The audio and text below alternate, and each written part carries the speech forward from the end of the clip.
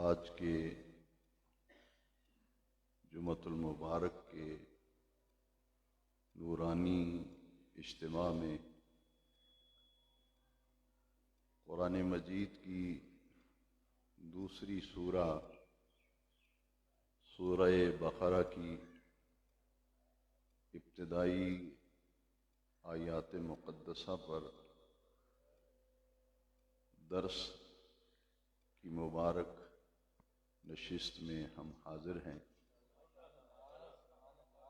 سورہ بقرہ قرآن مجید کی دوسری سورہ ہے۔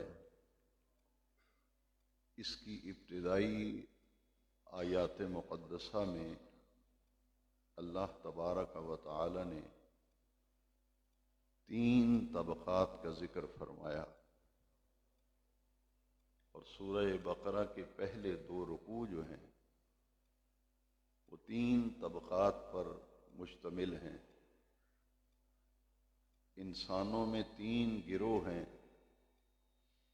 جن کا ذکر سورہ بقرہ کے پہلے 2 رکوع کے اندر کیا گیا۔ انسانوں کا ایک گروہ وہ ہے، ایک جماعت وہ ہے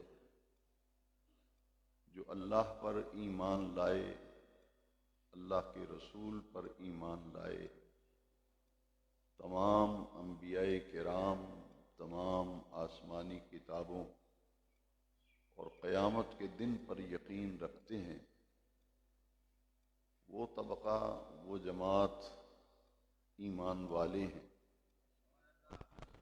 انسانوں میں سے ایک ایسے انسان ہیں جنہیں ایمان کی دولت ملی، ایمان لانے کا شرف حاصل ہوا، اس طبقے کو مومن کہا گیا، اور مومن کی جمع ہے مومنون، مومنین، یہ مومن کی جمع ہے۔ دوسرا گروہ انسانوں میں سے وہ ہے جو آسمانی کتابوں کے نازل ہونے اور انبیاء کرام کے تشریف لانے کے بعد اللہ کے احکام سن کر، انبیاء کرام کی دعوت و تبلیغ کو سن کر وہ ضد پر اور ہٹ درمی پر اس قدر اڑ گئے کہ انہوں نے پختہ اور پکا ارادہ کر لیا اور ضد کر لی اور ہٹ دھرمی پہ قائم ہو گئے کہ ہم نے ہرگز ان کی باتوں کو نہیں ماننا، ان پر ایمان نہیں لانا۔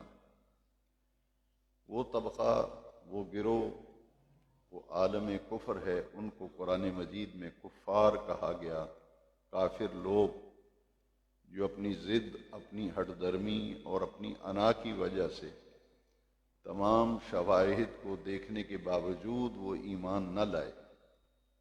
وہ بھی انسانوں میں سے ہیں، وہ کفر کرنے والے، انکار کرنے والے، نہ ماننے والے۔ 2 طبقات ہو گئے، ایک طبقہ مومنوں کا، ایک طبقہ کافروں کا۔ اور سورہ بقرہ کے دوسرے رکوع کی ابتدائی آیات سے تیسرے طبقے کا ذکر ہوا،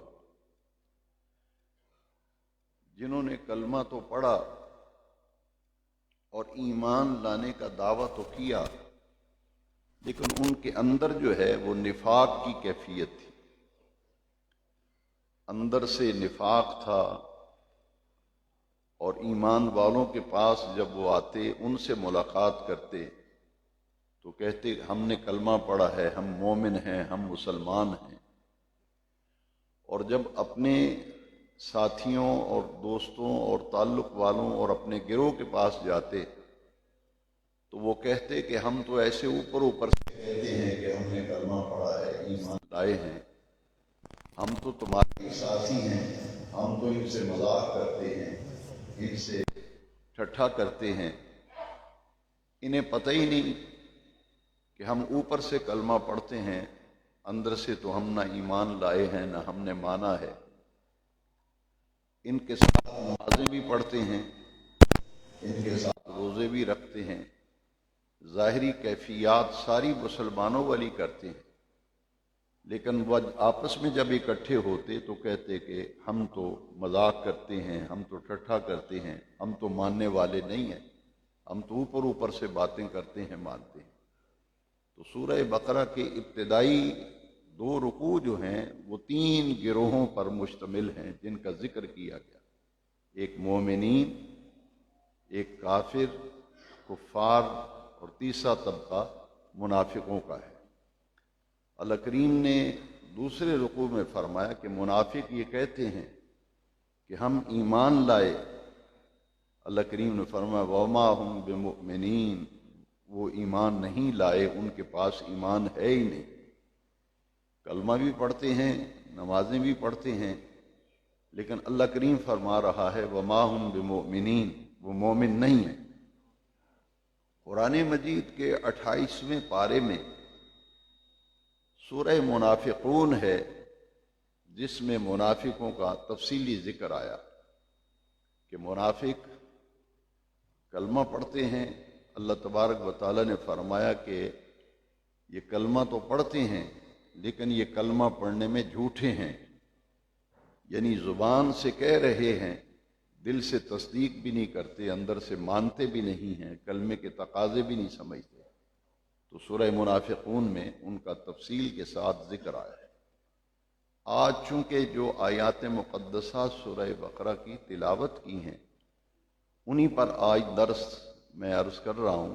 3 طبقات کا ذکر۔ پہلی بات تو یہ سمجھنی ہے کہ سورہ بقرہ کے پہلے 2 رکوع کے اندر 3 طبقوں کا ذکر ہے، مومنین، کفار اور منافقین۔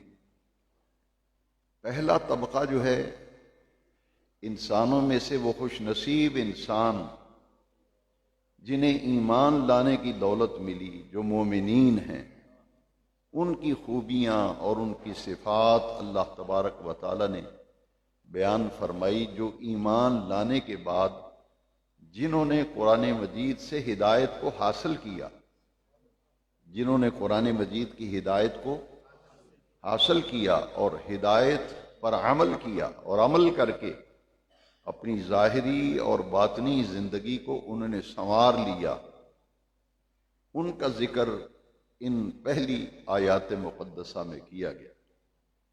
آئیے پہلی آیات مقدسہ پر گفتگو کرنے کا شرف حاصل کرتے ہیں۔ الف لام میم، یہ حروف مقطعات میں سے ہے۔ قرآن مجید کی سورتوں سے پہلے کچھ ایسے الفاظ ہیں جنہیں حروف مقطعات کہا جاتا ہے، اور ان کے بارے میں مفسرین کرام نے تفصیل سے لکھا کہ یہ حروف مقطعات جو ہیں یہ اللہ اور اس کے رسول کے درمیان ایک راز ہے۔ سر راز کو کہتے ہیں، سر بین اللہ ورسولہ، یہ ایک راز ہے اللہ اور اس کے رسول کے درمیان۔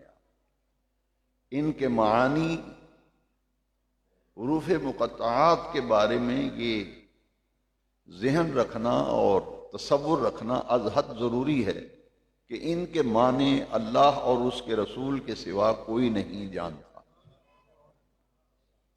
کیونکہ جب یہ حروف مقطعات نازل ہوتے تھے، جیسے سورہ یاسین کے آغاز میں بھی حروف مقطعات ہیں، یاسین، ایک سورت سے پہلے حامیم، اور ایک سورت سے پہلے کاف ہا یا عین صاد، یہ حروف مقطعات ہیں۔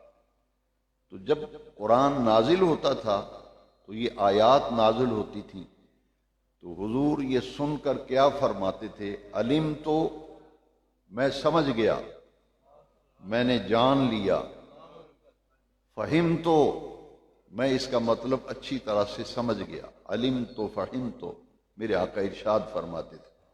تو اس کے متعلق یہ ایمان رکھنا کہ اللہ اور اس کے رسول کے درمیان ایک راز ہے حروف مقطعات، ان کے معنی اللہ تعالیٰ اور اس کے محبوب کریم علیہ السلام کے سوا کوئی نہیں جانتا۔ یہ مستقل ایک آیت ہے، الف لام میم، ذالک الکتاب لا ریب فیہ، یہ دوسری آیت۔ ذالک الکتاب، یہ ذالک اس میں اشارہ ہے، اور اس کا معنی یہ ہے کہ وہ بلند مرتبہ، یہ وہ بلند مرتبہ کتاب ہے، یہ وہ بڑی ذیشان کتاب ہے۔ ذالک الکتاب، الکتاب سے مراد یہاں قرآن مجید ہے۔ فرمایا یہ وہ بلند مرتبہ اور ذیشان کتاب ہے، لا ریب فیہ، جس میں شک اور شبے کی کوئی گنجائش نہیں، شک اور شبے کی کوئی گنجائش نہیں۔ یہ وہ بلند مرتبہ کتاب ہے جو اپنا تعارف خود کرا رہی ہے۔ اگر کوئی اجنبی آدمی گلی میں رات کو مل جائے تو چوکیدار اس سے 3 سوال کرتا ہے، یہ اجنبی آدمی آیا ہے، یہ کون ہے، اس کی پہچان کیا ہے؟ تو وہ پوچھتا ہے کہ تم کون ہو، کہاں سے آئے ہو، یہاں گلی میں محلے میں کس کے پاس آئے ہو؟ 3 سوال عمومی طور پر رات کو اجنبی آدمی گھر کے قریب گلی محلے میں پھرتا ہوا نظر آئے تو 3 سوال اس سے کیے جاتے ہیں۔ تمہارا نام کیا ہے، تم کون ہو، آئے کہاں سے ہو، اور کس کے گھر آئے ہو، کس کے پاس آئے ہو۔ ان تینوں سوالوں کا جواب قرآن دیتا ہے، تاکہ قرآن کے کلام الہی ہونے اور اس کے برحق ہونے پر کسی قسم کا کوئی شک اور شبہ دل کے اندر اس کا گزر بھی نہ ہو۔ اگر اس کتاب کے بارے میں ذرا سا بھی شک اور گمان کا گزر بھی ہو گیا، اس کے منزل من اللہ ہونے اور اس کے کلام الہی ہونے پر اگر شک بھی گزر گیا تو ایمان سے بندہ ہاتھ دھو بیٹھتا ہے۔ اس لیے یہ قرآن اپنا تعارف خود کرا رہا ہے، یہ منزل من اللہ ہے۔ دیکھیے 3 سوال ہیں تو قرآن تینوں سوالوں کا جواب دیتا ہے۔ ذالک الکتاب لا ریب فیہ، یہ وہ بلند مرتبہ کتاب ہے جس میں شک اور شبے کی کوئی گنجائش نہیں۔ پہلا اس سے سوال قرآن سے ہم کرتے ہیں کہ تمہارا نام کیا ہے، تو قرآن اپنا نام بھی بتاتا ہے، اپنا تعارف کراتا ہے۔ بل ہوا قرآن مجید فی لوح محفوظ، قرآن اپنا نام بتاتا ہے کہ میں قرآن مجید ہوں۔ بل ہوا قرآن مجید فی لوح محفوظ، یہ لوح محفوظ سے قرآن چونکہ آیا تو تعارف کرایا، بل ہوا قرآن مجید فی لوح محفوظ۔ تو آیا کہاں سے ہے؟ پہلا سوال تو یہ کہ نام کیا ہے، نام بتایا قرآن نے کہ میں قرآن مجید ہوں، اور آئے کہاں سے ہو تو قرآن جواب دیتا ہے تنزیل من رب العالمین، میں تمام جہانوں کے پروردگار کی طرف سے آیا ہوں۔ اور کہاں سے آیا ہوں؟ لوح محفوظ سے آیا ہوں۔ اور تنزیل من رب العالمین، تمام جہانوں کے رب کی طرف سے آیا ہوں۔ اور آئے کس کی طرف ہو تو قرآن جواب دیتا ہے نزل علی محمد صلی اللہ علیہ وسلم، میں اللہ کے پیارے محبوب حضرت محمد صلی اللہ علیہ وسلم پر نازل ہوا ہوں اور حضور کی طرف میں آیا ہوں۔ نزل علی محمد صلی اللہ علیہ وسلم، یہ حضور پر نازل ہوا ہے۔ پھر قرآن نے مزید وضاحت کی کہ اللہ کی طرف سے آیا ہوں، حضور کی طرف آیا ہوں، اور کیسے نازل ہوا؟ فرمایا نزل علی قلبک، اللہ کریم نے فرمایا یہ محبوب قرآن ہم نے آپ کے دل انور پر اتارا ہے۔ قرآن اللہ کی طرف سے آیا اور حضور کے دل انور پر آیا، لہذا اس کے کلام الہی ہونے میں شک و شبہ کا شائبہ بھی اب نہیں گزرے گا کہ جب بھیجنے والا رب ہے، آنے والا قرآن ہے اور آیا حضور کے دل انور پر ہے، لہذا اس کے اللہ کے کلام ہونے میں پھر کوئی شک و شبہ باقی نہ رہا۔ ذالک الکتاب لا ریب فیہ ھدی للمتقین، یہ وہ بلند مرتبہ کتاب ہے جس میں شک اور شبے کی کوئی گنجائش نہیں۔ پھر آگے یہ مستقل ایک آیت ہے، یعنی اس پہ کلام الہی ہونے میں اگر شک گزر گیا تو سمجھ لیجئے ایمان سے بندہ ہاتھ دھو بیٹھتا ہے۔ ہدی للمتقین، یہ ایک پہلو قابل غور ہے۔ قرآن خود ارشاد فرما رہا ہے کہ یہ ہدایت ہے متقین کے لیے، ہدایت ہے پرہیزگاروں کے لیے، متقین پرہیزگار، ہدن ہدایت ہے، للمتقین پرہیزگاروں کے لیے، متقین کے لیے ہدایت ہے۔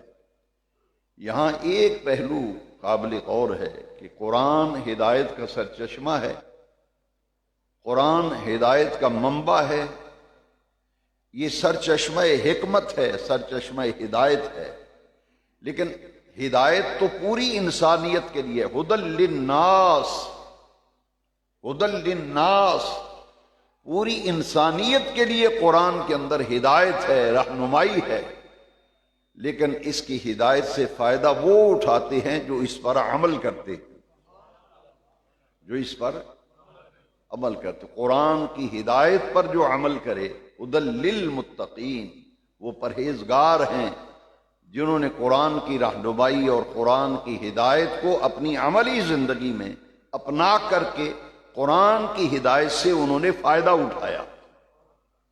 یہ ہے اس کا مفہوم، ورنہ کتاب جو ہے قرآن، یہ ہدی للناس، پوری انسانیت کے لیے اس میں ہدایت ہے، رہنمائی ہے، لیکن اس کی ہدایت سے اور رہنمائی سے فائدہ صرف وہ لوگ اٹھاتے ہیں جو اس ہدایت کو اپناتے ہیں اور اس پر عمل پیرا ہوتے ہیں۔ ہدی للمتقین، پرہیزگاروں کے لیے اس میں ہدایت ہے، وہ اس کی ہدایت سے نفع اٹھاتے ہیں۔ اب حاضرین محترم، ان آیات مقدسہ میں جو میں نے 6 آیات تلاوت کی ہیں، آج انہی پر درس ہو رہا ہے کہ جو خاص پہلو آج کے بیان جمعہ کا ہے، یہ تو اجمالی تذکرہ اور پہلی آیات پر گفتگو تھی، اصل جو آج کے درس قرآن کا مرکزی نقطہ ہے وہ یہ ہے کہ اللہ تبارک و تعالی نے یہاں 5 اور 6 خوبیاں بیان فرمائی، خوبیاں بیان فرمائی ہیں، صفات بیان فرمائی ہیں، علامتیں بیان فرمائی ہیں۔ ہم یہ کہتے ہیں کہ فلاں آدمی بڑا متقی ہے، فلاں آدمی بڑا پرہیزگار ہے، لیکن پرہیزگار میں اور متقی کے اندر کن کن خوبیوں کا ہونا ضروری ہے، کن کن صفات کا ہونا ضروری ہے، سورہ بقرہ کا پہلا رکوع جو ہے اس میں ہماری رہنمائی کر رہا۔ آئیے ان آیات مقدسہ کو ہم پڑھتے ہیں جن میں متقین کی خوبیوں اور صفات کا تذکرہ ہے، تاکہ ہم اپنے اندر ایمان لانے کے بعد قرآن کی ہدایت سے فائدہ اٹھانے کے لیے ان تمام صفات اور خوبیوں کو ہم اپنے اندر پیدا کریں اور ان صفات سے اپنی ذات کو متصف کریں اور ان خوبیوں سے ہم متصف ہو کر صحیح معنوں میں اور حقیقی معنوں میں ہم صاحب ایمان کہلانے کے حقدار بن جائیں۔ پہلی خوبی اور پہلی صفت بیان فرمائی، دیکھیے ترتیب کیا ہے آیت کریمہ کی، ہدی للمتقین الذین یؤمنون بالغیب، پہلی خوبی اور پہلی صفت یہ بیان فرمائی، یہ وہ لوگ ہیں یؤمنون بالغیب، جو غیب پر ایمان لائے ہیں، الذین یؤمنون بالغیب، جو غیب پر ایمان لائے ہیں۔ جب غیب پر ایمان لانے کی بات آئے گی تو سب سے پہلے اللہ کی ذات پر ایمان کی بات آئے گی، کیونکہ اللہ کی ذات غیب ہے، بلکہ غیب الغیب ہے خدا کی ذات۔ اللہ کریم کو دیکھا نہیں، اور جتنے بھی یؤمنون بالذین یؤمنون بالغیب، یہ وہ لوگ ہیں جو غیب پر ایمان لائے ہیں۔ اللہ کی ذات غیب ہے، بلکہ غیب الغیب ہے، وہی غیب ہے، وہی جو انبیاء پہ نازل ہوتی ہے وہ بولیے وہ فرشتے بھی، فرشتے غیب ہیں، جنت غیب ہے، دوزخ غیب ہے، قیامت غیب ہے، یہ چیزیں میں نے آپ کو گنوا دی۔ الذین یؤمنون بالغیب، اس کا بڑا جامع اور وسیع مفہوم ہے، یہ غیب پر ایمان لائے ہیں، کون؟ متقین، یہ غیب پر ایمان لائے ہیں، غیب اللہ کی ذات پر ایمان، وحی کے نازل ہونے پر ایمان، جنت کے وجود اور دوزخ کے قیام پر یقین، اور فرشتوں پر ایمان، اور قیامت کے دن کے برحق ہونے پر ایمان۔ ایمان یہ اللہ کو بھی مانتے ہیں، اللہ جو نبیوں پر وحی نازل کرتا ہے اسے بھی مانتے ہیں، اور اللہ کریم نے فرشتوں کو تخلیق فرمایا ہے، یہ فرشتوں پر بھی یقین اور ایمان رکھتے ہیں، ان کے وجود کے قائل ہیں، جنت کے قیام کے قائل ہیں، دوزخ پر یہ قائل ہیں کہ دوزخ کا وجود ہے، جنت کا وجود ہے، قیامت کا آنا برحق ہے۔ الذین یؤمنون بالغیب، جتنی باتیں اور جتنی چیزیں غیب ہیں، الذین یؤمنون بالغیب، پہلی خوبی اور صفت اور وصف یہ ہے کہ غیب پر یہ ایمان لائے ہیں۔ کون؟ جو متقین ہیں، جو پرہیزگار ہیں۔ تو ان ساری چیزوں پر ایمان لانا ضروری ہے۔ ذرا سا بھی شک اگر گزر گیا، اللہ کی وحی کے بارے میں شک گزرا کہ نہیں وحی کا کوئی وجود نہیں، معاذ اللہ، فرشتوں کا کوئی وجود نہیں، جنت اور دوزخ کہانیاں ہیں معاذ اللہ، تو وہ شخص پھر مومن نہیں رہتا، اسے صاحب ایمان نہیں کہا جائے گا، کیونکہ اگر ان تمام امور غیبیہ پر اگر شک گزرا تو ایمان سے بندہ ہاتھ دھو بیٹھتا ہے۔ اور یہ غیب بتایا کس نے ہمیں؟ یہ نقطہ ذرا قابل غور، الذین یؤمنون بالغیب، یہ جتنی چیزیں غیب ہیں ان کے وجود کے بارے میں اور ان کی ذات کے بارے میں ہمیں بتایا کس نے ہے؟ تو یاد رکھیے کہ اللہ کے وجود اور اس کی ہستی پر کائنات میں سب سے بڑی دلیل ہمارے نبی کریم کی ذات اقدس ہے۔ ایک دیکھنے والے کا کہا مان لیا ہے، تجھے بن دیکھے خدا مان لیا ہے۔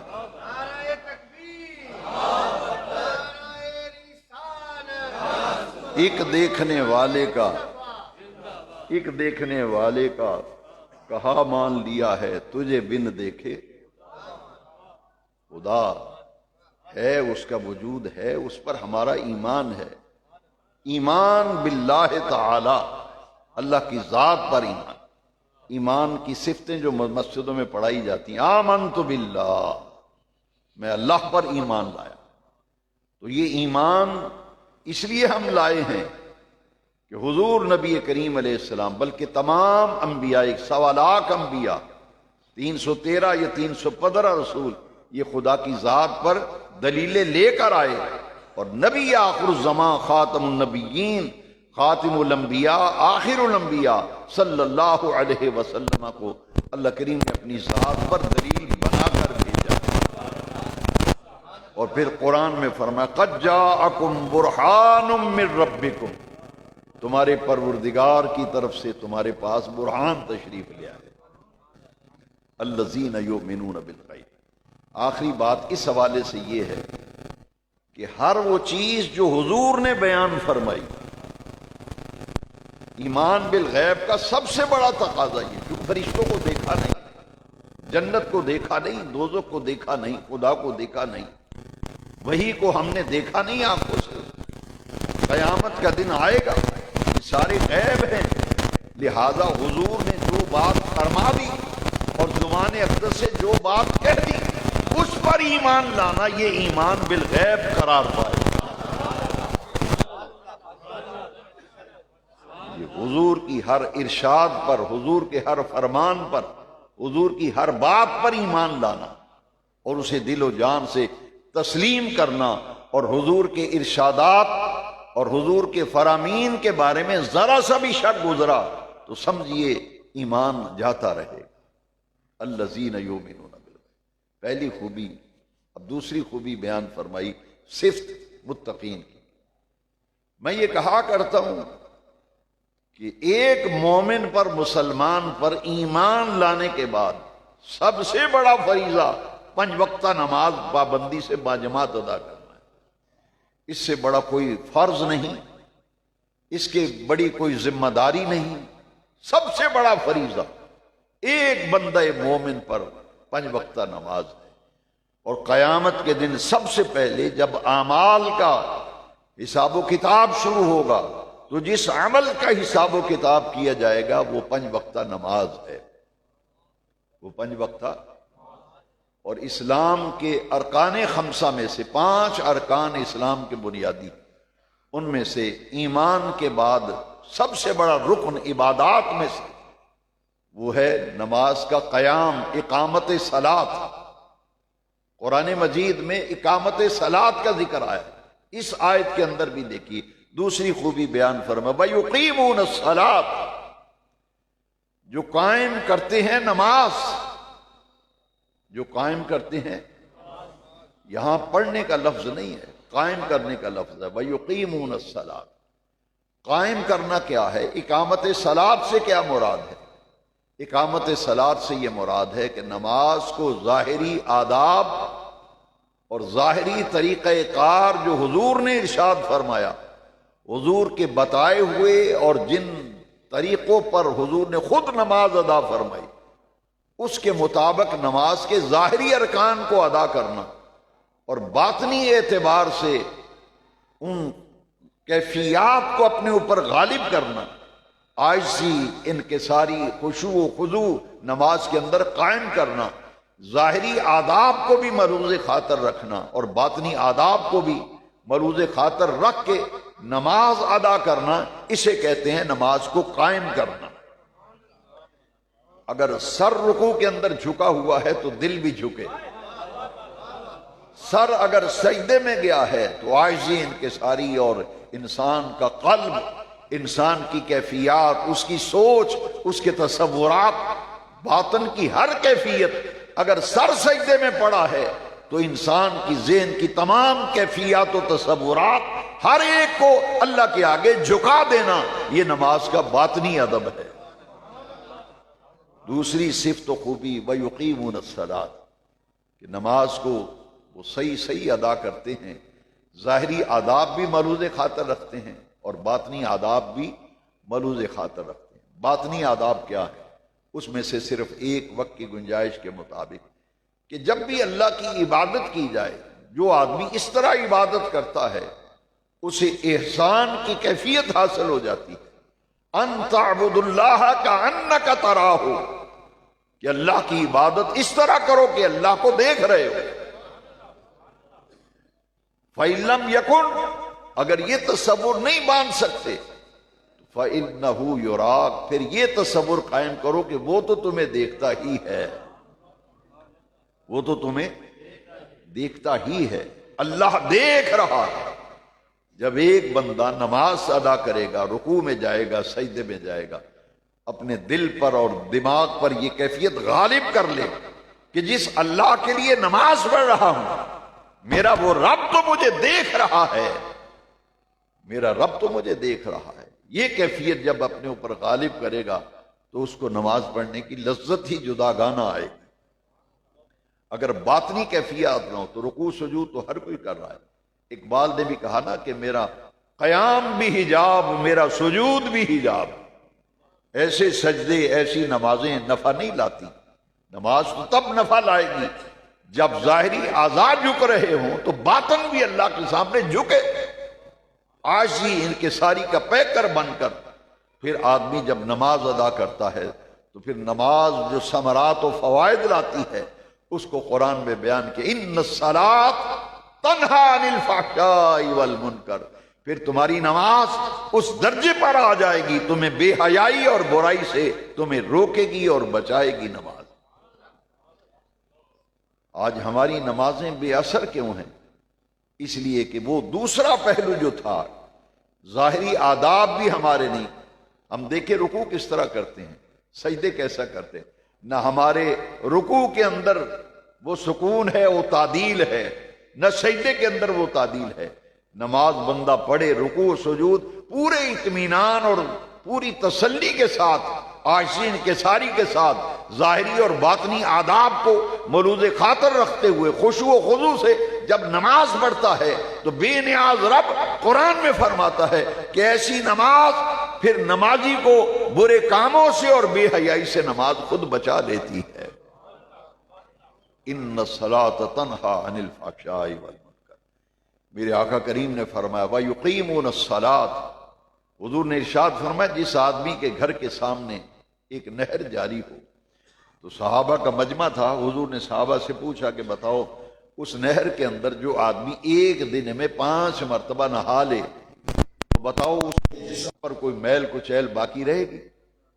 تو صحابہ کرام نے عرض کیا حضور یہ تو ممکن نہیں کہ ایک آدمی 5 مرتبہ نہائے اور پھر جسم پر میل کچیل رہے، ایسا ممکن ہی نہیں۔ تو حضور نے فرمایا پھر سن لو اور سمجھ لو اور آگاہ ہو جاؤ، 5 وقتہ نماز ایسے ہی ہے جو آدمی ظاہری اور باطنی آداب کو مرود خاطر رکھ کر کے نماز پڑھتا ہے، وہ جسم کی میل اور کچیل سے اپنے آپ کو جیسے پانی بچاتا ہے، نماز گناہوں کی میل کچیل سے انسان کو بچاتی ہے۔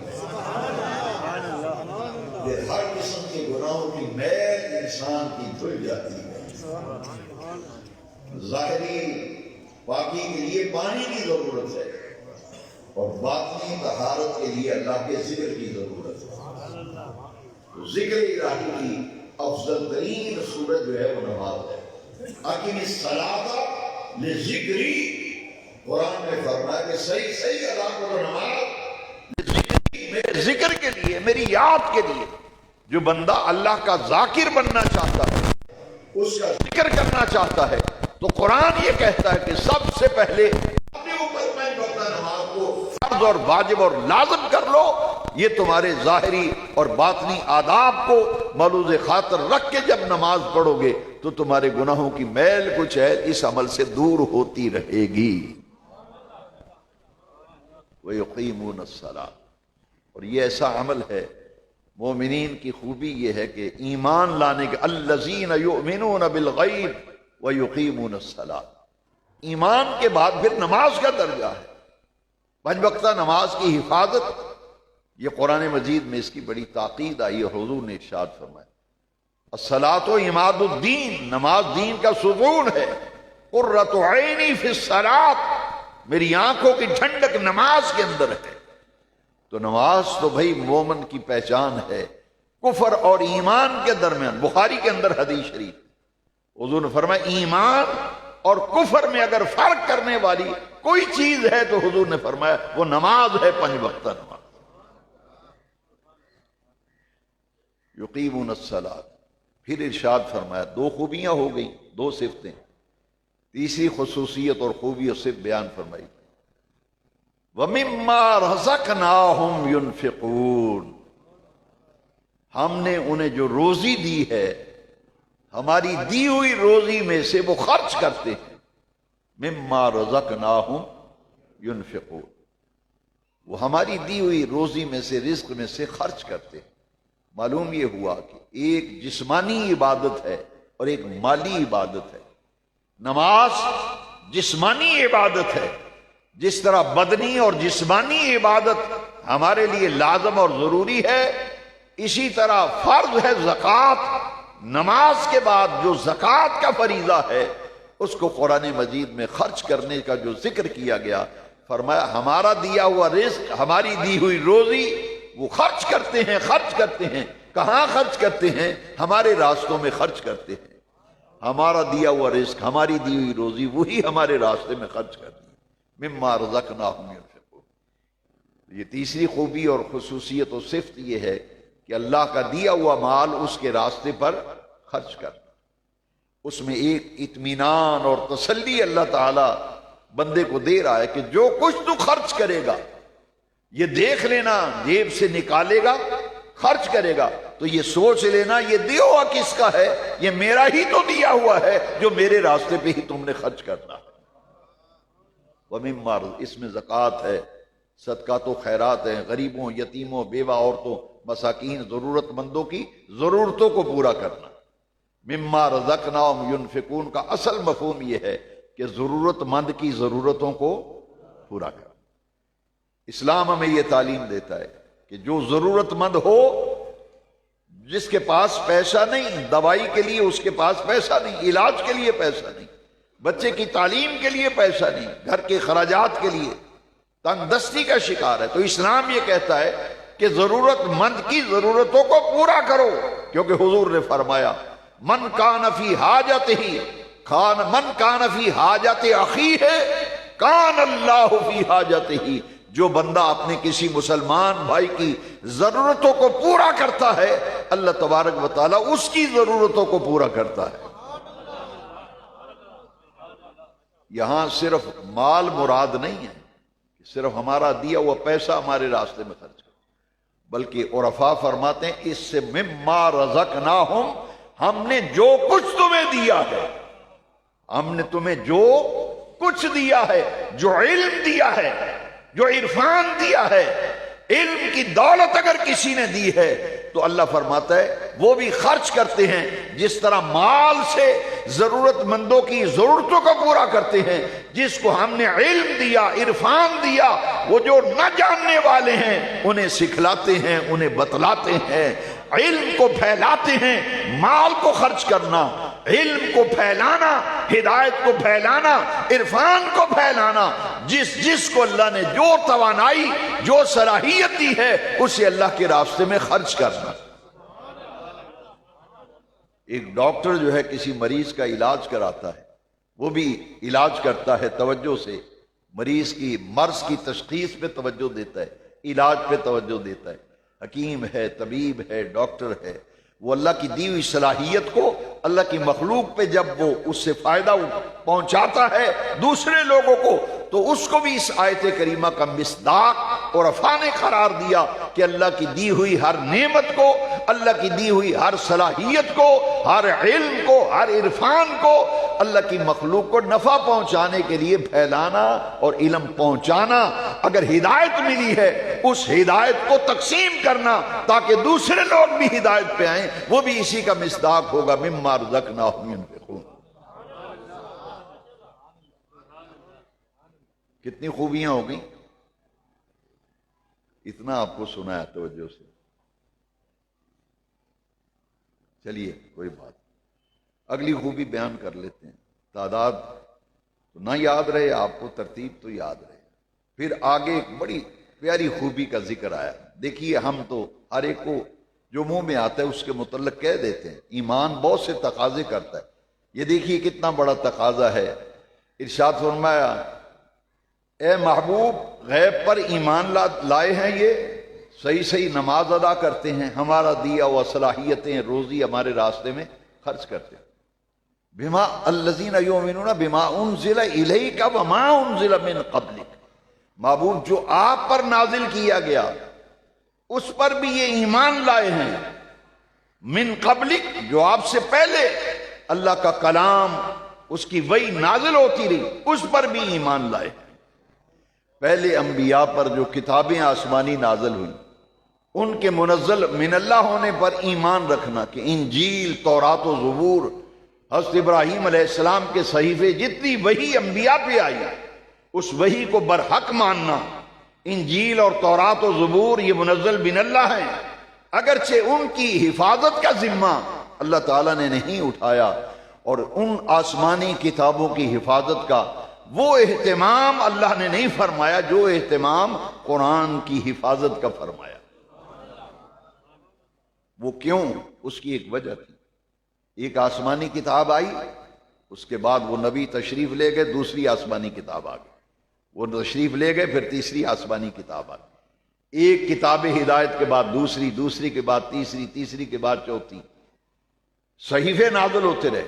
دوسرے انبیاء ان کے لیے الگ صاحب، وہ تبدیل ہوتے گئے، وہ اپنی قوم کے لیے، اپنے علاقے کے لیے۔ تورات، زبور و انجیل وہ صرف اپنی قوموں کے لیے، ہر نبی کی امت کے لیے، لیکن قرآن چونکہ آخری کتاب ہے، قیامت تک نہ کوئی نبی آئے گا نہ کتاب آئے گی، حضور خاتم النبیین ہے، لہذا اللہ تبارک و تعالیٰ نے فرمایا قیامت تک ہدایت کا سرچشمہ قرآن ہے، اس کے بعد کوئی اور آسمانی ہدایت کلام الہی کی صورت میں نازل نہیں ہوگی۔ رب نے فرمایا اس کی حفاظت کا اہتمام میں خود کر رہا ہوں۔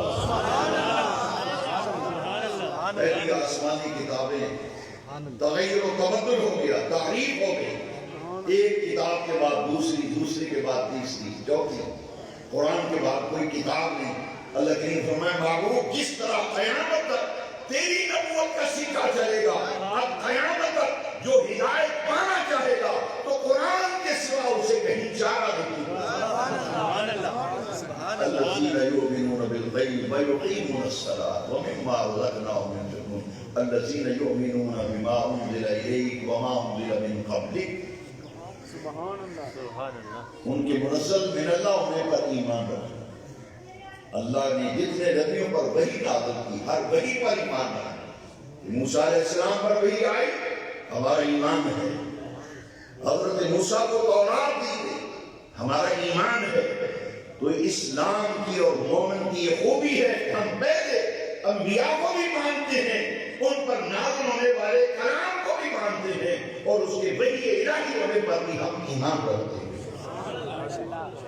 سوالات انبیاء آئے 313 یا 315 رسول آئے. تمام نبیوں پر ایمان لانا, تمام رسولوں پر ایمان لانا, رسالت پر ایمان لانا یہ ضروری ہے. اور حضور خاتم النبیین ہے, اور قیامت تک پھر حضور کی نبوت کے بعد نہ کوئی نبوت ہے, نہ کوئی کتاب ہے, نہ کوئی امت ہے. لہذا اللہ نے فرمایا اِنَّا نَحْنُ نَزَّلْنَا الذِّكْرَ وَإِنَّا لَهُ لَحَافِظُونَ. اے میرے محبوب, ہم نے اس قرآن کو, ذکر کو یعنی قرآن کو ہم نے نازل فرمایا, ہم اس قرآن کی خود حفاظت فرمائیں گے. لہذا تمام آسمانی کتابوں پر ایمان لانا اور قرآن کے منزل من اللہ ہونے اور آخری کلام, آخری اللہ کا پیغام اور آخری الہامی کتاب ماننا یہ ایمان کا تقاضا ہے. 5 خوبیاں ہو گئی. اب 6ٹھی خوبی اور صفت آخری جو ہے وہ ہے بڑی جامع.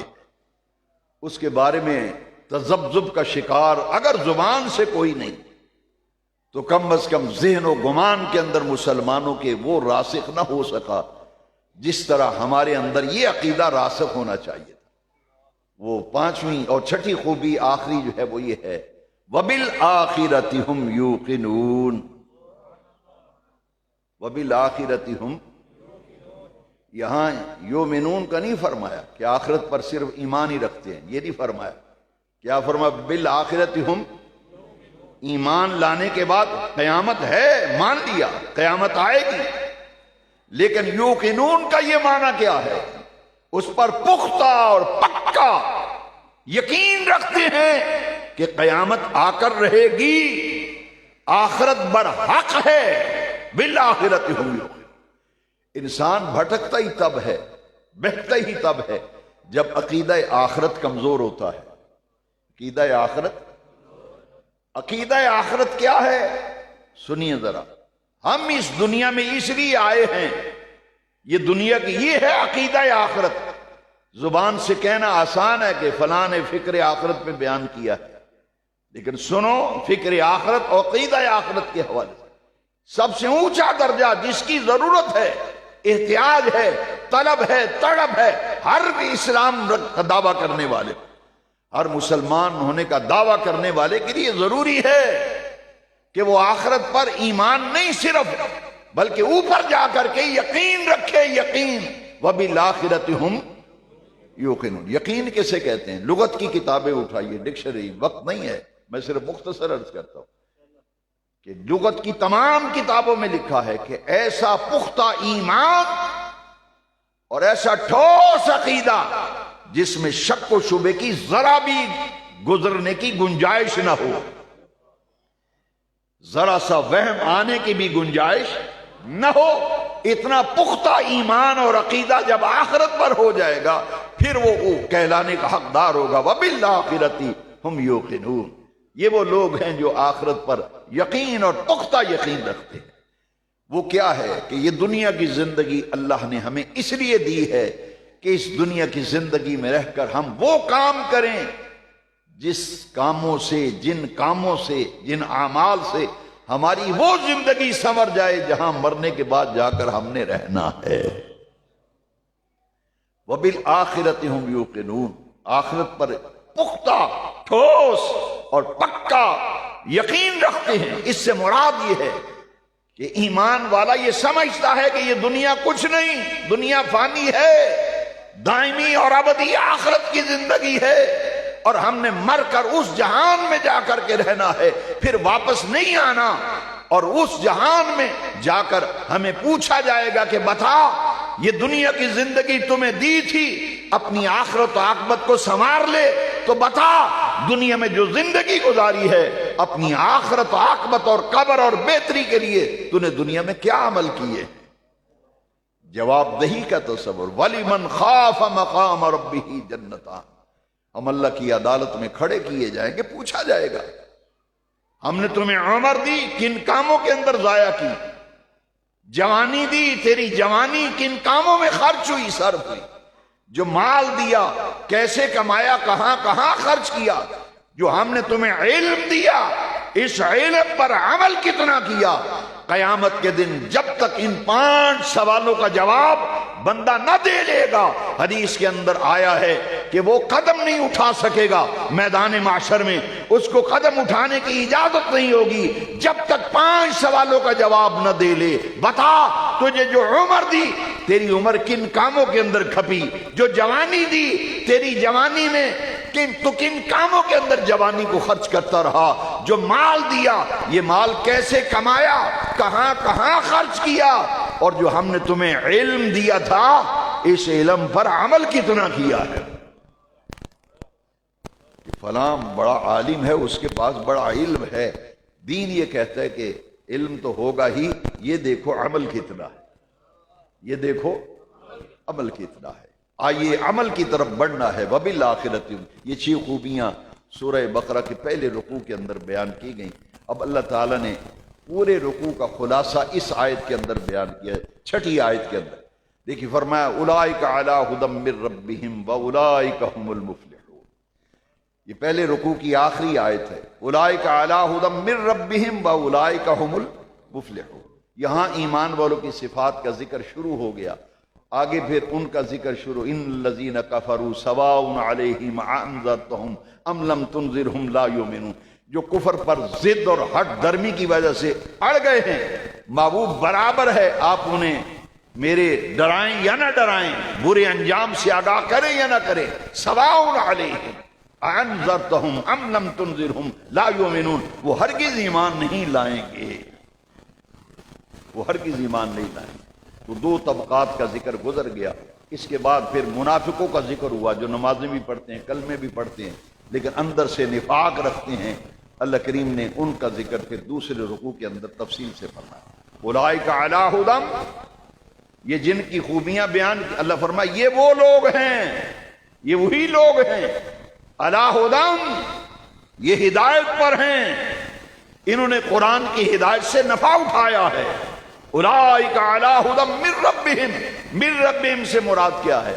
اس کا لفظی ترجمہ یہ ہے اپنے پروردگار کی طرف سے، اپنے رب کی طرف سے، لیکن اس کا جو پیارا مفہوم روحانی ہے وہ یہ ہے کہ اللہ کی توفیق سے، اگر وہ ہدایت پر ہیں تو یہ بھی اللہ کی توفیق ہے، اس کا فضل ہے، اس کا کرم۔ اولئک علی ھدی من ربہم، یہ اللہ کی دی ہوئی توفیق سے یہی وہ لوگ ہیں جو ہدایت پر ہیں۔ وَأُولَئِكَ هُمُ الْمُفْلِحُونَ، یہ وہی لوگ ہیں جو فلاح پانے والے ہیں، کامیاب ہو گئے۔ دنیا کی کامیابی بھی اور آخرت کی کامیابی بھی اللہ نے ان لوگوں کے لیے رکھی ہے جن کے اندر یہ خوبیاں پائی جاتی ہیں۔ وَآخِرُ دَعْوَانَا